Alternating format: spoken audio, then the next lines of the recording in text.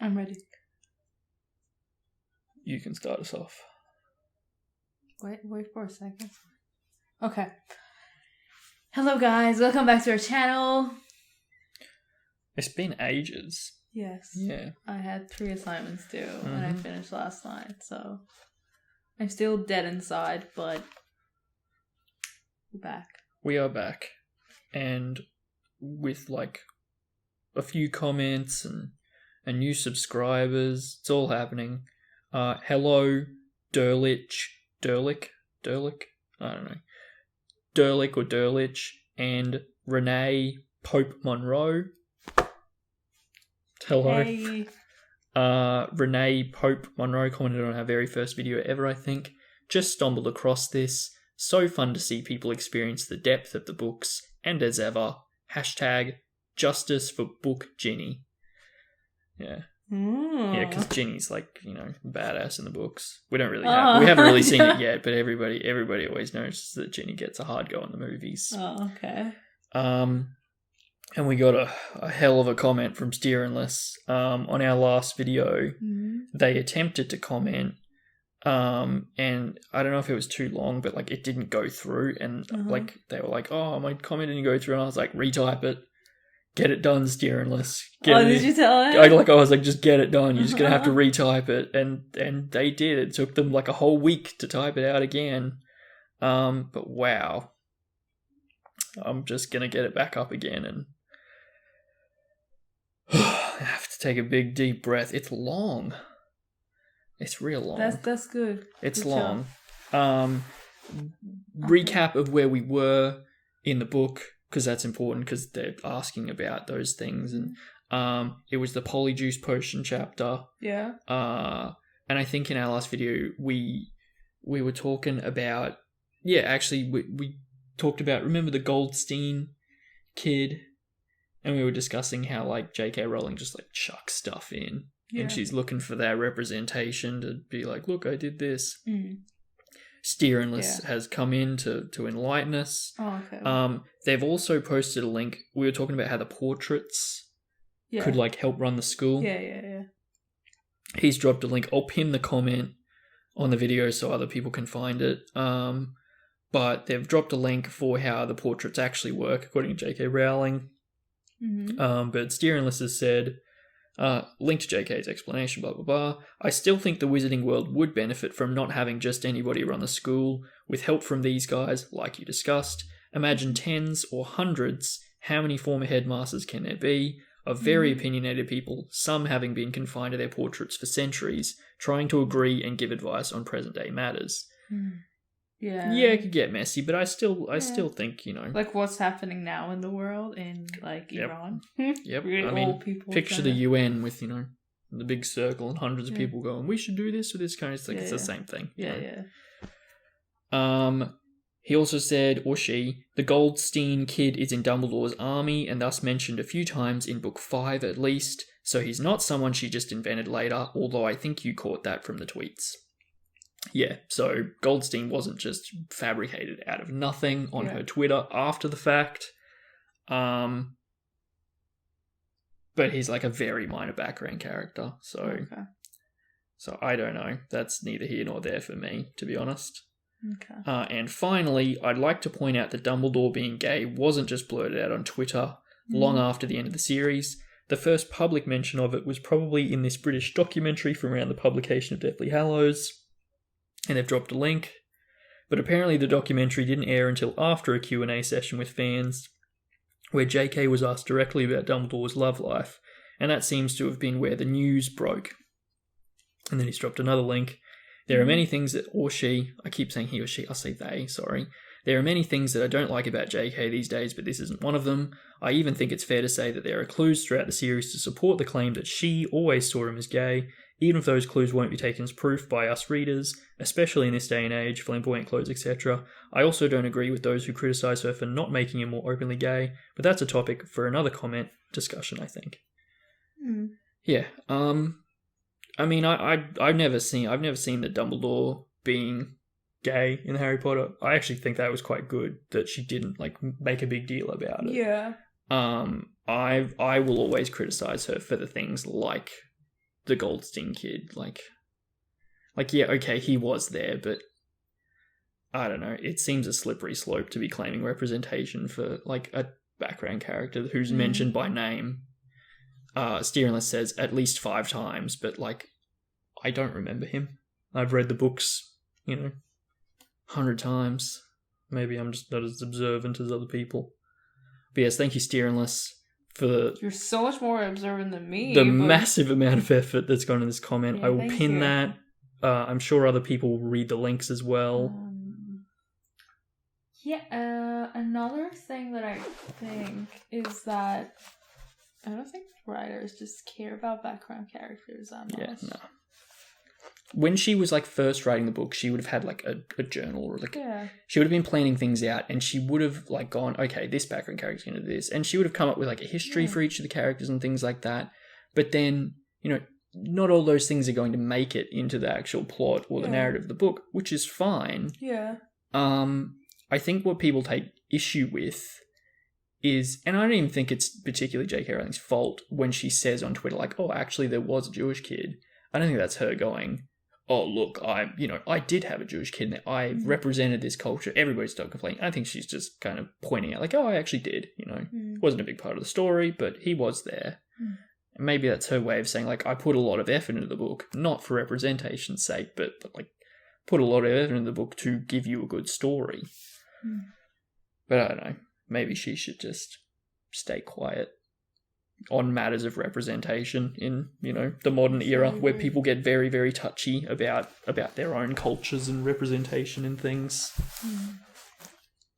But anyway, chapter 13, The Very Secret Diary. Are you ready? Yes. It's been like 3 weeks. I think it's been like nearly a month. Maybe even longer than a month. No. Longer than a month. No? 3 maximum. Okay. Oh, you can tell I'm just sore. I'm already breathless. I haven't even started reading yet. Okay. Hermione remained in the hospital wing for several weeks.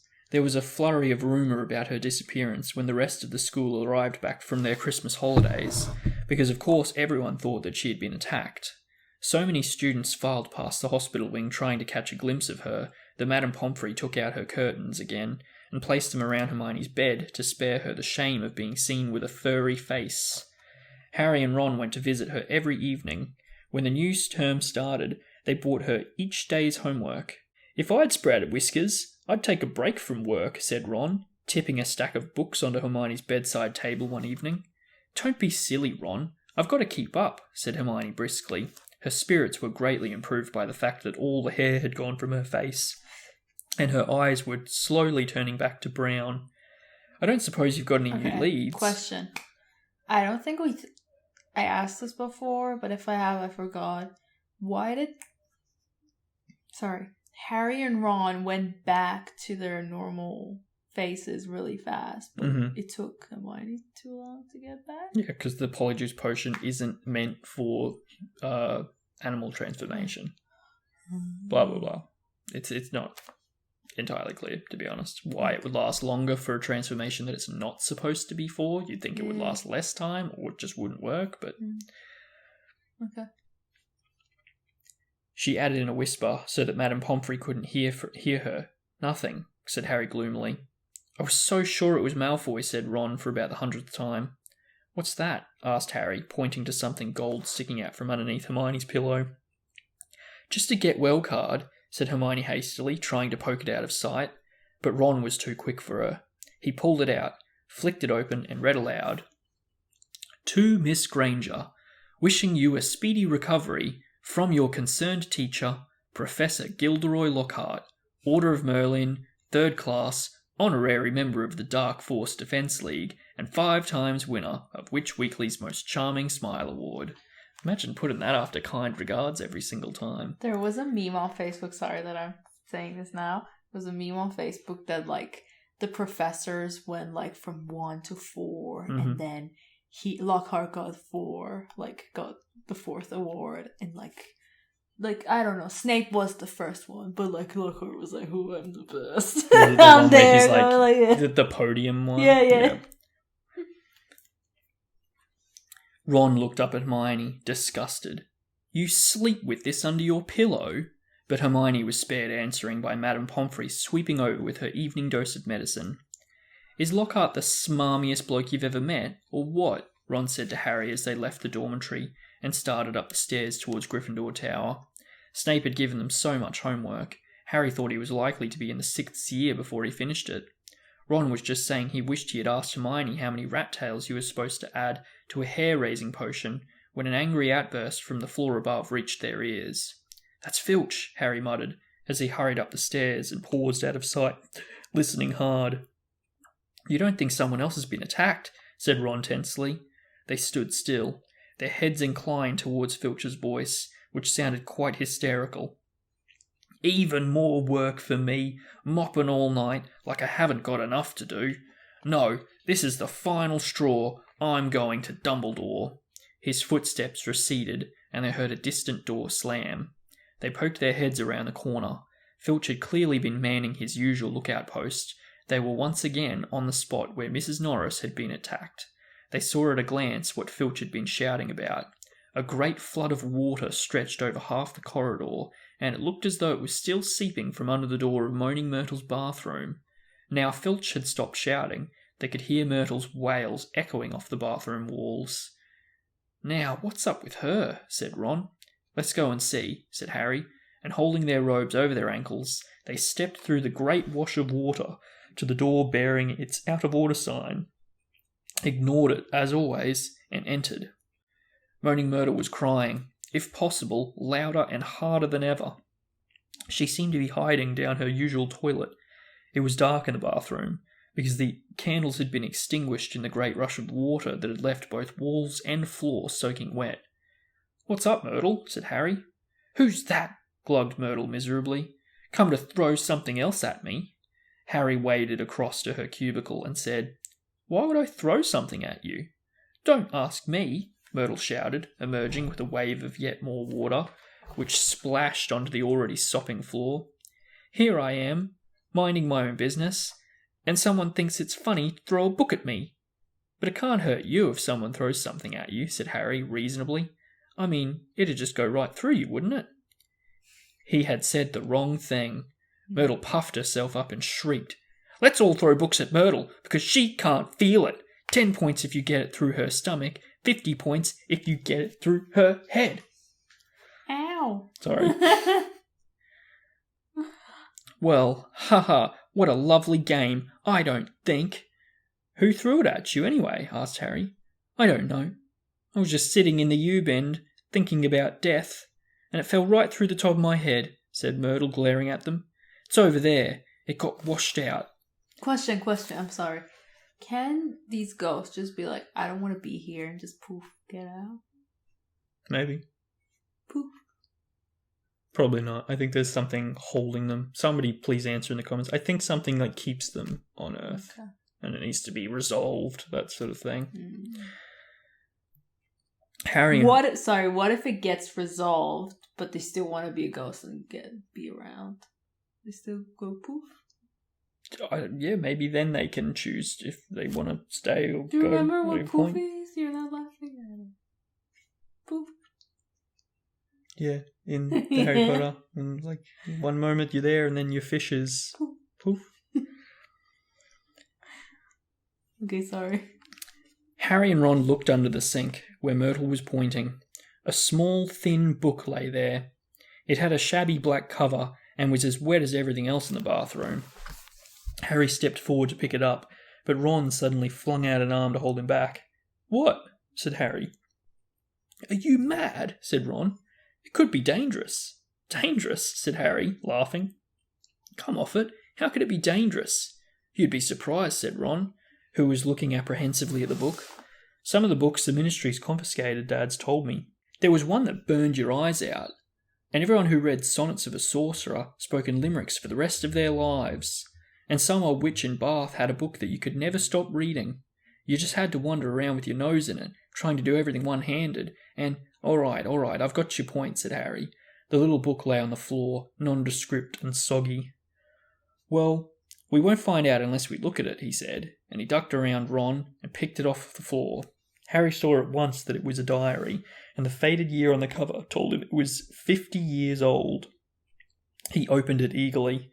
On the first page he could just make out the name T.M. Riddle in smudged ink. "Hang on," said Ron, who had approached cautiously and was looking over Harry's shoulder. "I know that name. T.M. Riddle. Got an award for special services to the school 50 years ago." "How on earth do you know that?" said Harry in amazement. "Because Filch made me polish his shield about 50 times in detention," said Ron resentfully. "That was the one I burped slugs all over. If you'd wiped slime off a name for an hour, you'd remember it too." Harry peeled the wet pages apart. They were completely blank. There wasn't the faintest trace of writing on any of them. Not even Auntie Mabel's birthday or "Dentist, 3:30. "He never wrote in it," said Harry, disappointed. "Wonder why someone wanted to flush it away," said Ron curiously. Harry turned to the back cover of the book and saw the printed name of a newsagent's in Vauxhall Road, London. "He must have been Muggle-born," said Harry thoughtfully, "to have bought a diary from Vauxhall Road." "Well, it's not much use to you," said Ron. He dropped his voice. 50 points if you can get it through Myrtle's nose." Harry, however, pocketed it. Harry pocketed it. Hermione left the hospital wing, de-whiskered, tailless, and fur-free, at the beginning of February. On her first evening back in Gryffindor Tower, Harry showed her T.M. Riddle's diary and told her the story of how they had found it. "Ooh, it might have hidden powers," said Hermione enthusiastically, taking the diary and looking at it closely. "If it has, it's hiding them very well," said Ron. "Maybe it's shy. I don't know why you don't just chuck it, Harry." "I wish I knew why someone did try to chuck it," said Harry. "Wouldn't mind knowing how Tom Riddle got an award for special services to Hogwarts either." "Could have been anything," said Ron. "Maybe he got 30 owls, or saved a teacher from the giant squid. Maybe he murdered Myrtle. That would have done everyone a favour." Ooh, damn! Yeah, Ron. With the ice. But Harry could tell from the arrested look on Hermione's face that she was thinking what he was thinking. "What?" said Ron, looking from one to the other. "Well, the Chamber of Secrets was opened 50 years ago, wasn't it?" "That's what Malfoy said. Yeah," said Ron slowly. "And this diary is 50 years old," said Hermione, tapping it excitedly. "So?" "Oh, Ron, wake up," snapped Hermione. "We know the person who opened the chamber last time was expelled 50 years ago. We know T.M. Riddle got an award for special services to the school 50 years ago. Well, what if Riddle got his special award for catching the heir of Slytherin? His diary would probably tell us everything. Where the chamber is, how to open it, and what sort of creature lives in it. The person who's behind the attacks this time wouldn't want that lying around, would they?" "It's a brilliant theory, Hermione," said Ron, "with just one tiny little flaw. There's nothing written in this diary." But Hermione was pulling a wand out of her bag. "It might be invisible ink," she whispered. She tapped the diary 3 times and said, "Aparecium." Nothing happened. Undaunted, Hermione shoved her hand back into her bag and pulled out what appeared to be a bright red eraser. "It's a revealer. I got it in Diagon Alley," she said. She rubbed hard on January the 1st. Nothing happened. "I'm telling you, there's nothing to find in there," said Ron. "Riddle's just got a diary for Christmas and couldn't be bothered filling it in." Harry couldn't explain, even to himself, why he didn't just throw Riddle's diary away. The fact was that even though he knew the diary was blank, he kept absent-mindedly picking it up and turning the pages, as though it was a story he wanted to finish. And while Harry was sure he had never heard the name T.M. Riddle before, it still seemed to mean something to him, almost as though Riddle was a friend he'd had when he was very small and half forgotten. But this was absurd. He'd never had friends before Hogwarts. Dudley had made sure of that. Nevertheless, Harry was determined to find out more about Riddle, so next day at break, he headed for the trophy room to examine Riddle's special award, accompanied by an interested Hermione and a thoroughly unconvinced Ron, who told him he'd seen enough of the trophy room to last him a lifetime. Riddle's burnished gold shield was tucked away in a corner cabinet. It didn't carry details of why it had been given to him. Good thing too, or it'd have been even bigger, and I'd still be polishing it, said Ron. However, they did find Riddle's name on an old medal for magical merit, and on a list of old head boys. He sounds like Percy, said Ron, wrinkling his nose in disgust. Prefect, head boy, probably top of every class. Did he just make fun of his brother? Yep. Okay. You say that like it's a bad thing, said Hermione in a slightly hurt voice. The sun had now begun to shine weakly on Hogwarts again. Inside the castle, the mood had grown more hopeful. There had been no more attacks since those on Justin and nearly Headless Nick, and Madame Pomfrey was pleased to report that the mandrakes were becoming moody and secretive, meaning that they were fast leaving childhood. They're going through puberty. The moment their acne clears up, they'll be ready for repotting again, Harry heard her telling Filch kindly one afternoon. What is that? Their acne. They get acne. Puberty. Yeah. Oh, that's cute. And after that, it won't be long until we're cutting them up and stewing them. You'll have Mrs. Norris back in no time. Yeah, as soon as they reach adulthood. Just like humans. Perhaps they're This is amazing information for Brendan's class. Mm-hmm. They're going to be like, what? As soon as you reach adulthood, death and taxes. Bad luck, kids.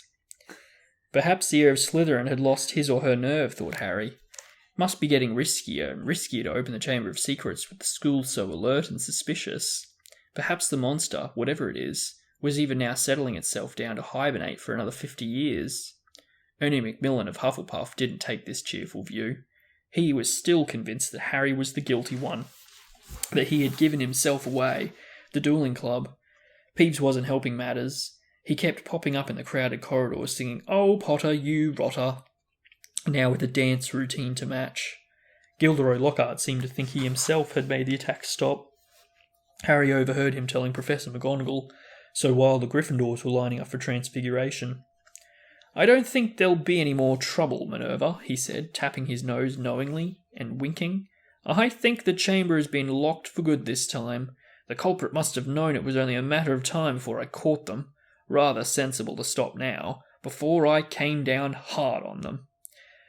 You know what the school needs now is a morale booster. Wash away the memories of last term. I won't say any more just now, but I think I know just the thing." He tapped his nose again and strode off. Lockhart's idea of a morale booster became clear at breakfast time on February the 14th. Harry hadn't had much sleep because of a late-running Quidditch practice the night before, and he hurried down to the Great Hall slightly late. He thought for a moment that he'd walked through the wrong doors. The walls were all covered with large, lurid pink flowers. Worse still, heart-shaped confetti was falling from the pale blue ceiling. Harry went over to the Gryffindor table where Ron was sitting looking sickened, and Hermione seemed to have come over rather giggly. "What's going on?" Harry asked them, sitting down and wiping confetti off his bacon. Ron pointed to the teacher's table, apparently too disgusted to speak. Lockhart, wearing lurid pink robes to match the decorations, was waving for silence. The teachers on either side of him were looking stony-faced. From where he sat, Harry could see a muscle going in Professor McGonagall's cheek. Snape looked as though someone had just fed him a large beaker of Skelegro. "Happy Valentine's Day," Lockhart shouted. "And may I thank the 46 people who have so far sent me cards. Yes, I have taken the liberty of arranging this little surprise for you all, and it doesn't end here." Lockhart clapped his hands, and through the doors to the entrance hall marched a dozen surly-looking dwarves. Not just any dwarves, however. Lockhart had them all wearing golden wings and carrying harps. "My friendly card-carrying cupids," beamed Lockhart. "They will be roving around the school today, delivering your valentines. And the fun doesn't stop there. I'm sure my colleagues will want to enter into the spirit of the occasion. Why not ask Professor Snape to show you how to whip up a love potion? And while you're at it, Professor Flitwick knows more about entrancing enchantments than any wizard I've ever met, the sly old dog." Professor Flitwick buried his face in his hands. Snape was looking as though the first person to ask him for a love potion would be force-fed poison. "Please, Hermione, tell me you weren't one of the 46, said Ron as they left the Great Hall for the first lesson. Hermione suddenly became very interested in searching her bag for her timetable and didn't answer.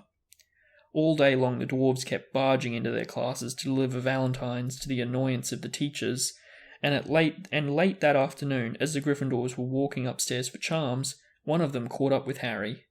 "Oi, you, Harry Potter, shouted a particularly grim-looking dwarf, elbowing people out of the way to get to Harry. Hot all over at the thought of being given a valentine in front of the queue of first years, which happened to include Ginny Weasley, Harry tried to escape. The dwarf, however, cut his way through the crowd by kicking people's shins and reached him before he'd gone 2 paces. "I've got a musical message to deliver to Harry Potter in person," he said, twanging his harp in a threatening sort of way. "Not here," Harry hissed, trying to escape. "Stay still," grunted the dwarf, grabbing hold of Harry's bag and pulling him back. "Let me go," Harry snarled, tugging. With a loud ripping noise, his bag split in 2. His book, wand, parchment, and quill spilled out onto the floor, and his ink bottle smashed over the lot. Harry scrambled around trying to pick it all up before the dwarf started singing, causing something of a hold-up in the corridor. "What's going on here?" came the cold, drawling voice of Draco Malfoy. Harry started stuffing everything feverishly into his ripped bag, desperate to get away before Malfoy could hear his musical valentine. "What's all this commotion?" said another familiar voice, as Percy Weasley arrived. Losing his head, Harry tried to make a run for it, but the dwarf seized him round the knees and brought him crashing to the floor. "Right," he said, sitting on Harry's ankles. "Here is your singing valentine." Oh God, I'm going to have to sing. No, I'm not going to sing it. I'm just going to read it. Why? I can't sing this. "His eyes are as green as a fresh pickled toad. His hair is as dark as a blackboard.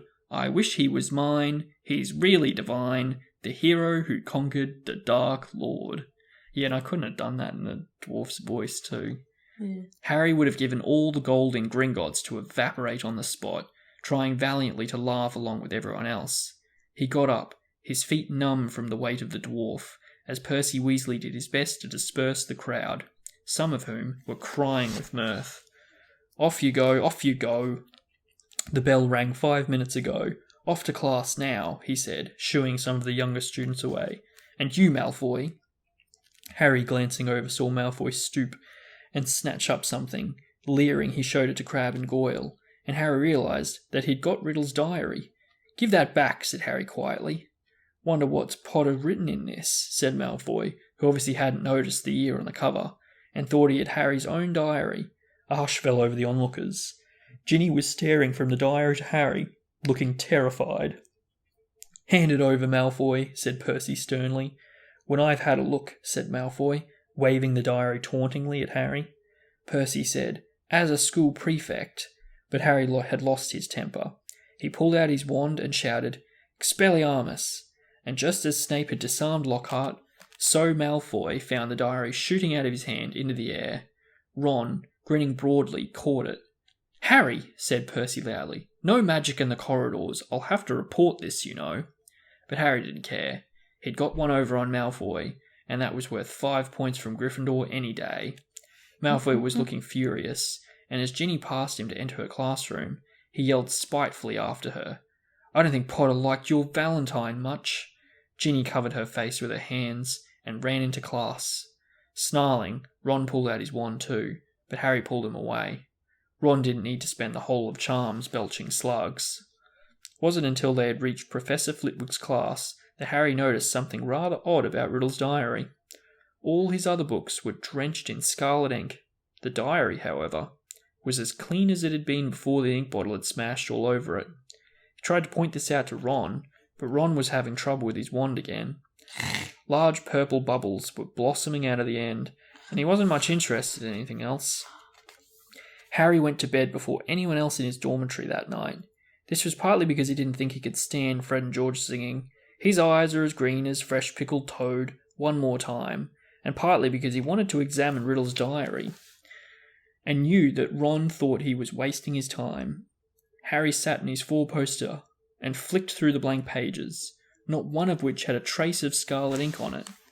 Then he pulled a new bottle out of his bedside cabinet, dipped his quill in it, and dropped a blot onto the first page of the diary. The ink shone brightly on the paper for a second, and then, as though it was being sucked into the page, vanished.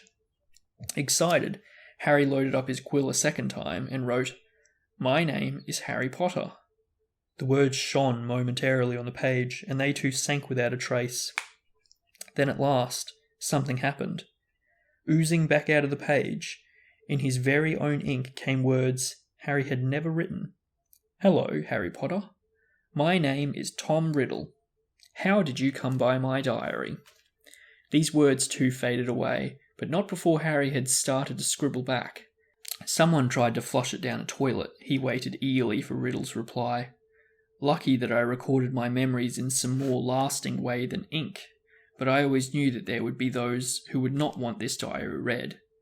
"What do you mean?" Harry scrawled, blotting the page in his excitement. "I mean that this diary holds memories of terrible things, things which were covered up, things which happened at Hogwarts School of Witchcraft and Wizardry." "That's where I am now," Harry wrote quickly. "I'm at Hogwarts, and horrible stuff's been happening. Do you know anything about the Chamber of Secrets?" His heart was hammering. Riddle's reply came quickly. His writing became untidier, as though he was hurrying to tell all he knew.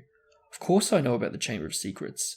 In my day, they told us it was a legend, that it didn't exist, but this was a lie.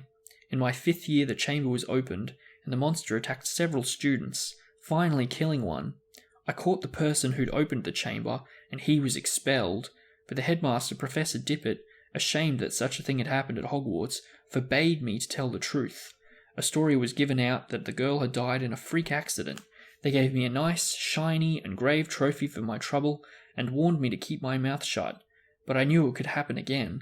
The monster lived on, and the one who had the power to release it was not imprisoned." Harry nearly upset his ink bottle in his hurry to write back. "It's happening again now. There have been 3 attacks, and no one seems to know who's behind it.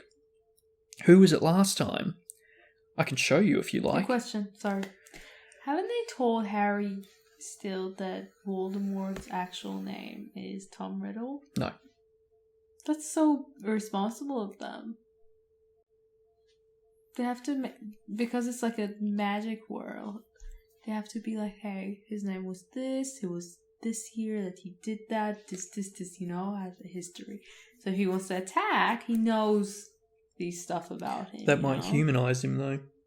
Maybe they kind of like the idea of being like Voldemort, bad guy. Like, if you go, oh, he used to be a kid named Tom Riddle, and people might like kind of relate to his story and be like, oh, like he was bad, but he wasn't. You know, like people always. But Harry would never do that because he killed his parents. Yeah, I don't know.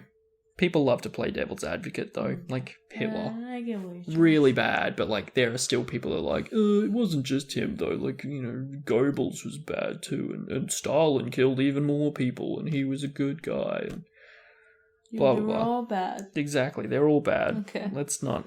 Okay. So Tom Riddle, bad. Bad. That's bad. it. Got it. I can show you if you like, came Riddle's reply. You don't have to take my word for it. I can take you inside my memory of the night when I caught him. Harry hesitated, his quill suspended over the diary. What did Riddle mean? How could he be taken inside somebody else's memory? He glanced nervously at the door to the dormitory, which was growing dark. When he looked back at the diary, he saw fresh words forming. Let me show you. Harry paused for a fraction of a second, and then wrote 2 letters. Okay. The pages of the diary began to blow as though caught in a high wind, stopping halfway through the month of June.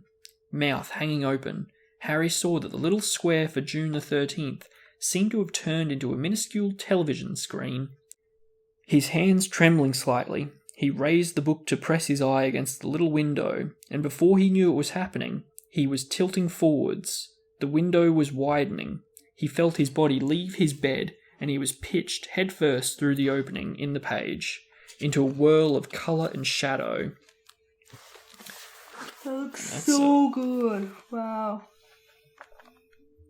I'm going to leave it up for extra long. That could be like a background as well. Oh no, we have that. The following years, because I was thinking, I think has it been a year that we've been doing this? Yeah, probably, yeah. I'd say it'd be over a year. Over a year, yeah. Because we first started doing this when we lived at Ashgrove, remember? Yeah, but we didn't start it right away when we moved, so it might just like become a year now. We've been here for over 6 months now, though. No. Yeah. Oh my god. Our lease here ends in February of next year. No. Yeah. He felt his feet hit solid ground and stood, shaking as the blurred shapes around him suddenly came into focus. He knew immediately where he was. This circular room with the sleeping portrait was Dumbledore's office, but it wasn't Dumbledore who was sitting behind the desk. A wizened, frail-looking wizard, bald except for a few wisps of white hair, was reading a letter by candlelight. Harry had never seen this man before. "I'm sorry," he said shakily. "I didn't mean to butt in." But the wizard didn't look up. He continued to read, frowning slightly. Harry drew nearer to his desk and stammered, I'll just go, shall I?" Still, the wizard ignored him. He didn't even seem to have heard him. Thinking that the wizard might be deaf, Harry raised his voice. "Sorry I disturbed you. I'll go now," he half shouted. The wizard folded up the letter with a sigh, stood up, walked past Harry without glancing at him, and went to draw the curtains at his window. The sky outside the window was ruby red. It seemed to be sunset. The wizard went back to the desk, sat down, and twiddled his thumbs, watching the door. Harry looked around the office. No Fawkes the Phoenix, no wearing silver contraptions. This was Hogwarts as Riddle had known it, meaning that this unknown wizard was headmaster, not Dumbledore, and he, Harry, was little more than a phantom, completely invisible to the people of 50 years ago. There was a knock on the office door.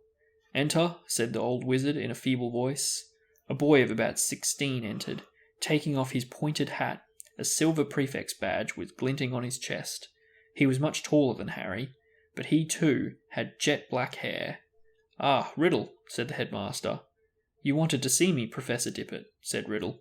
He looked nervous. "Sit down," said Dippet. "I've just been reading the letter you sent me." "Oh," said Riddle. He sat down, gripping his hands together very tightly. "My dear boy," said Dippet kindly, "I cannot possibly let you stay at school over the summer. Surely you want to go home for the holidays." "No," said Riddle at once. "I'd much rather stay at Hogwarts than go back to that... You live in a Muggle orphanage during the holidays, I believe," said Dippet curiously. But he was old. He still lived in an orphanage? Yeah. Yeah. You don't leave an orphanage till you're over 18. Yeah, true. Yeah. Okay. "Yes, sir," said Riddle, reddening slightly. "You are Muggle-born." "Half-blood, sir," said Riddle. "Muggle father, witch mother. And are both your parents?" "My mother died just after I was born, sir. They told me at the orphanage she lived just long enough to name me. Tom, after my father. Marvolo, after my grandfather." Tippet clucked his tongue sympathetically. "The thing is, Tom," he sighed, "special arrangements might have been made for you, but in the current circumstances—" "You mean all these attacks, sir?" said Riddle. And Harry's heart leapt, and he moved closer, scared of missing anything. "Precisely," said the headmaster. "My dear boy, you must see how foolish it would be of me to allow you to remain at the castle when term ends, particularly in the light of the recent tragedy, the death of that poor little girl. You will be safer by far at your orphanage. As a matter of fact, the Ministry of Magic is even now talking about closing the school. We are no nearer to locating the source of all the unpleasantness." Riddle's eyes had widened. "Sir, if the person was caught, if it all stopped—" "What do you mean?" said Dippet, with a squeak in his voice, sitting up in his chair. "Riddle, do you mean you know something about these attacks?" "No, sir," said Riddle quickly, but Harry was sure it was some sort of no that he himself had given Dumbledore. Dippet sank back, looking faintly disappointed. "You may go, Tom." Riddle slid off his chair and stumped out of the room. Harry followed him. Down the moving spiral staircase they went, emerging next to the gargoyle in the darkening corridor. Riddle stopped, and so did Harry, watching him. Harry could tell that Riddle was doing some serious thinking. He was biting his lip, his forehead furrowed. Then, as though he had suddenly reached a decision, he hurried off, Harry gliding noiselessly behind him. They didn't see another person until they reached the entrance hall, when a tall wizard with long, sweeping auburn hair and beard called to Riddle from the marble staircase. "What are you doing wandering around this late, Tom?" Harry gaped at the wizard. He was none other than a 50-year younger Dumbledore. I had to see the headmaster, sir, said Riddle. Well, hurry off to bed, said Dumbledore, giving Riddle exactly the kind of penetrating stare Harry knew so well. Best not to roam the corridors these days. Not since... He sighed heavily, bade Riddle good night, and strode off. Riddle watched him out of sight, and then, moving quickly, headed straight down the stone steps to the dungeons, with Harry in hot pursuit. But to Harry's disappointment, Riddle led him not into the hidden passageway or a secret tunnel, but the very dungeon in which Harry had potions with Snape. The torches hadn't been lit, and when Riddle pushed the door almost closed, Harry could only just see Riddle standing stock still by the door, watching the passage outside. It felt to Harry that they were just there for at least an hour. All he could see was the figure of Riddle at the door, staring through the crack, waiting like a statue. And just when Harry had stopped feeling expectant and tense, and started wishing he could return to the present, he heard something move behind the door. Someone was creeping along the passage. He heard whoever it was pass the dungeon, where he and Riddle were hidden. Riddle, quiet as a shadow, edged through the door and followed, Harry tiptoeing behind him, forgetting that he couldn't be heard. For perhaps 5 minutes they followed the footsteps, until Riddle stopped suddenly, his head inclined in the direction of new noises. Harry heard a door creak open, and then someone speaking in a hoarse whisper. "Come on! Gotta get you out of here! Come on now! In the box!" There was something familiar about that voice. Riddle suddenly jumped around the corner. Harry stepped out behind him. He could see the dark outline of a huge boy who was crouching in front of an open door, a very large box next to it. "Evening, Rubius." "Oh, bloody hell," said Riddle sharply. The boy slammed the door shut and stood up. "What are you doing down here, Tom?" Riddle stepped closer. "It's all over," he said. "Going to have to turn you in, Rubius. They're talking about closing Hogwarts if the attacks don't stop." "What are you... I don't think you meant to kill anyone, but monsters don't make good pets. Suppose you just let it out for exercise and... It never killed no one," said the large boy, backing against the closed door. From behind him, Harry could hear a funny rustling and clicking. "Come on, Rubius," said Riddle, moving yet closer. "The dead girl's parents will be here tomorrow. The least Hogwarts can do is to make sure that thing that killed their daughter is slaughtered." "It wasn't him," roared the boy, his voice echoing in the dark passage. "He wouldn't. He never." "Stand aside," said Riddle, drawing out his wand. His spell lit the corridor with a sudden flaming light. The door behind the large boy flew open with such force it knocked him into the wall opposite, and out of it came something that made Harry let out a long, piercing scream no one but he seemed to hear. A vast, low-slung, hairy body and a tangle of black legs, a gleam of many eyes and a pair of razor-sharp pincers. Riddle raised his wand again, but he was too late. The thing bowled him over as it scuttled away, tearing up the corridor and out of sight. Riddle scrambled to his feet, looking after it. He raised his wand, but the huge boy leapt on him, seized his wand, and threw him back down, yelling, "No!" The scene whirled. The darkness became complete. Harry felt himself falling, and with a crash, he landed spread-eagled on his four-poster in the Gryffindor dormitory, Riddle's diary lying open on his stomach. Before he had had such time to regain his breath, the dormitory door opened and Ron came in. "There you are," he said. Harry sat up. He was sweating and shaking. "What's up?" said Ron, looking at him with concern. "It was Hagrid, Ron. Hagrid opened the Chamber of Secrets 50 years ago." That's it.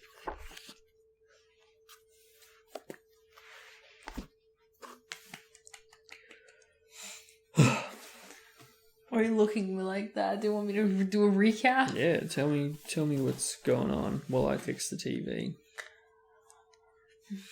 Okay, so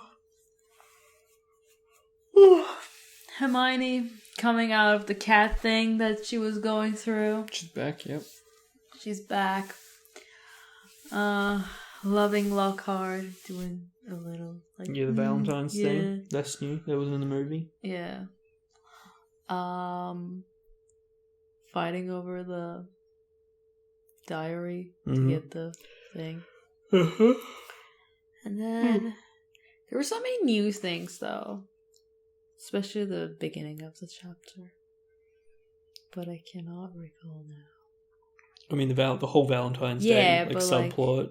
yeah. Ginny sending Harry Yeah. a Valentine. Yeah.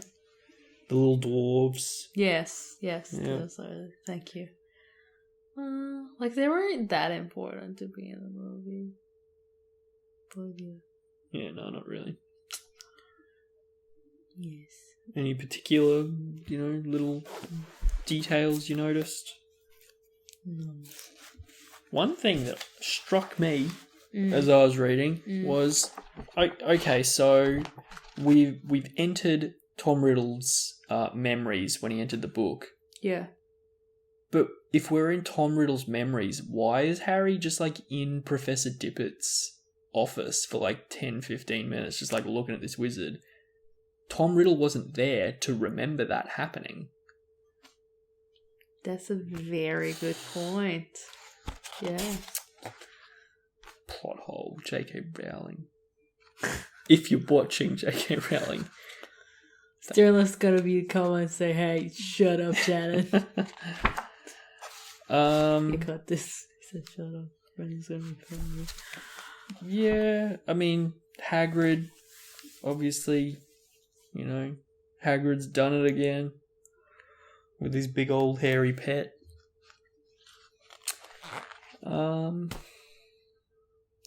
Moaning Myrtle being annoying. Yeah. That Ron, oh my god, Ron was Ron savage. was Damn. like, oh, maybe Tom Riddle killed Moaning Myrtle, and I'm just sitting here like, awkward, because he did.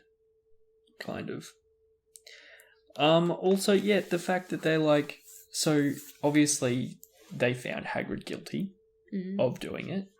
But like they saw the monster, right? Like in the movie, like you kind of know that there's a monster, but you don't really see it. But they describe the monster here. Yeah. They say it's big and hairy, and it's got like lots of legs and lots of eyeballs. So you think they'd be able to identify it as an acromantula, right? Yeah. How does an acromantula kill stuff? By biting it and injecting venom and just like a spider, right? Yeah. How does the monster that Slytherin, I can't say it yet, spoilers, the basilisk, how does that monster kill with its peepers? Yeah. So, I mean, surely they would have been like, okay, Hagrid, man, you shouldn't have had an acromantula on campus, that's pretty messed up. But, like, you probably didn't, like, open the Chamber of Secrets. Like, maybe they were like, oh, this thing this acromantula has a power. Acromantula it's magic. And basilisks actually don't get along. Like, maybe they don't know that the monster is basilisk, but it's just... Why did they find Hagrid guilty with almost no evidence? They just believed Tom Riddle. Hagrid is a real cutie. I would never think it is. And they've painted Professor Dippet or Headmaster Dippet in such a bad light here. Like, I know not every headmaster is going to be as good as Dumbledore, but like to say that like, oh yeah, he just like wanted to cover it up. It's like, come on, Harry should have seen through Tom Riddle straight away. Yeah. I mean, Harry was a kid. Yeah, Harry's a little idiot. Also, Harry kind of feels a connection to TV stuff too. Again, Harry feels a connection to Tom Riddle, like straight away. He's like, oh, I just picked up this empty book. There's a bit of Tom Riddle in him, you know? I think he's just sitting there and he's like, I don't know why, but he feels like a friend or like a distant relative or something, he said. And I'm just like, well, that's because there's a bit of him in you already. There was, I should like have post-it notes. And I should just, as I'm reading, just... Yeah, I should like write stuff and be like... Yeah, give me some notes. Because I forget, like, as I'm like, yeah, I'll come back to that, and then I forget.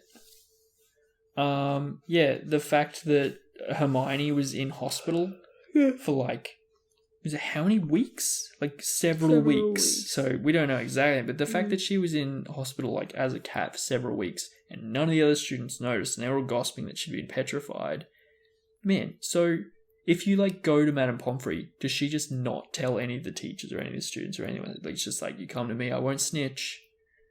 I mean, doctors don't snitch if you didn't know. Yeah, but this is like a school. Like, I don't know. And she did the same thing when Ron got bitten by the dragon in the Philosopher's Stone. Like, if she had told Professor McGonagall that he had received a dragon bite, like, he would have got detention. He would have been implicated in the dragon, right? And then, like, Draco Malfoy wouldn't have got in trouble and blah, blah, blah. And here, like, surely Madame Pomfrey would have told Snape, and Snape would have been like, so that's where the ingredients for my Polyjuice potion, like, went missing. And Madame Pomfrey, she's a real one, obviously. There's a moment where Ron kind of gets a bit snippy about Lockhart again. I suppose that's another, like, continuing trend of Ron being jealous. There was definitely one more thing. It was one of the first times we see Harry use Expelliarmus. I think maybe even the first time we see him do it. And it was on Malfoy. Which is kind of funny.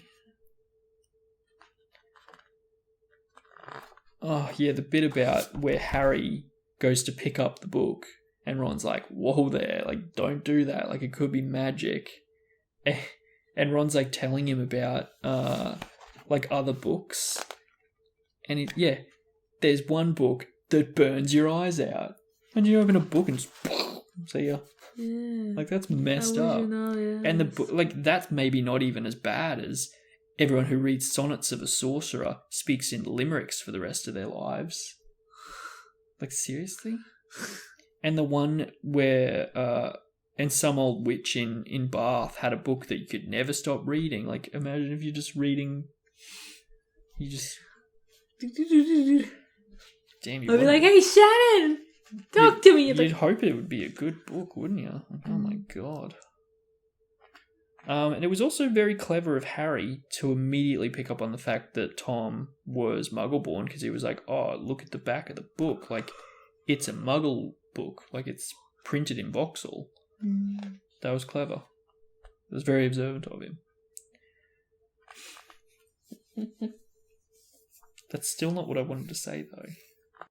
The ink in the diary as well, like, that's how he found it, is that, like, a little bit more realistic how he, like, kind of discovered it in the book, and that, like, it was an accident, and, like, all his other stuff got covered in ink and blah, blah. Whereas in the movie, he's just like, ooh, look, I'll just, write in this diary for no reason. Like, it's just, this is more genuine.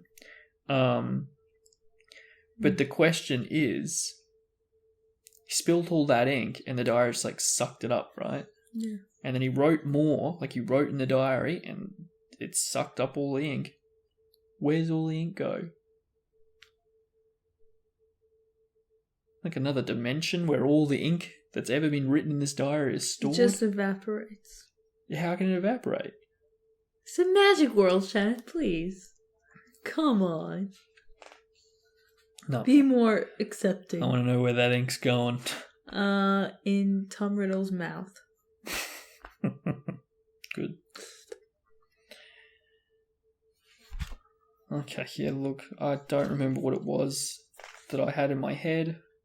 We're gonna get another cut. Yeah, we probably are. We might just wrap it up there. I'm just quickly skimming. I'm really sleepy. I'm skimming, and the football's cut out. I actually really want to know if we're winning. 1-0. Would have liked to have seen that. Yay, Arsenal. Yay. Yeah, okay. No, let's just end it there. Hagrid's guilty. Hagrid's going to Azkaban. Poor Hagrid. Okay, thank you guys for watching. Answer my questions, please, in the comment sections. And yeah. See you guys next time. Bye. See ya. Okay. I'm going to cast that.